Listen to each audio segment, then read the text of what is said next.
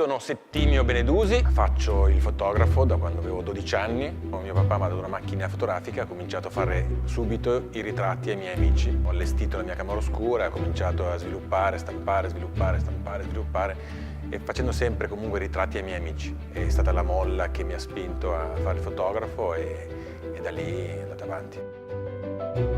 I ritratti che faccio io, nel 99% dei casi le persone guardano in macchina e nel linguaggio della fotografia, quando una persona guarda in macchina ha un significato molto importante, e cioè vuol dire che è consapevole che il fotografo la sta fotografando. Spesso e volentieri si associa questo verbo rubare alla fotografia. Io non rubo niente. E io quel piccolo lampo di umanità è quello che voglio raccontare e voglio che succeda.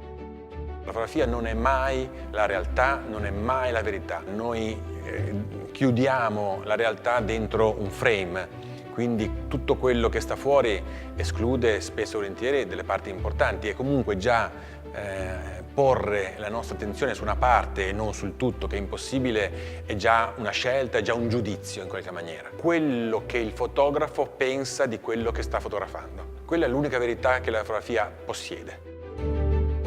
Il mio fare il bianco e nero è rendere omaggio per questi due grandi maestri. Avedon di American West, grandissimo lavoro del grandissimo fotografo americano Richard Avedon, e August Sander.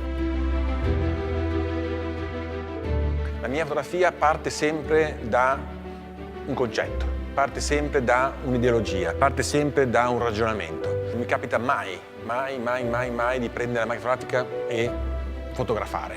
Negli ultimi tempi sono tornato alle origini, e cioè a fare appunto i ritratti. Mi piace dire che ci ho messo 40 anni a fare quello che facevo 40 anni fa. Io credo molto in una parolina inglese che in italiano non c'è, che è serendipity. Trovare qualcosa che non stai cercando, semplificando. E quindi a me piace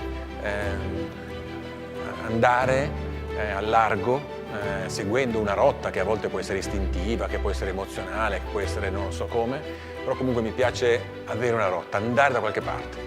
La mia fotografia preferita è un quadro, Il quarto stato di Pellizza Volpino. Qual è la fotografia che io ho fatto che preferisco? La prossima.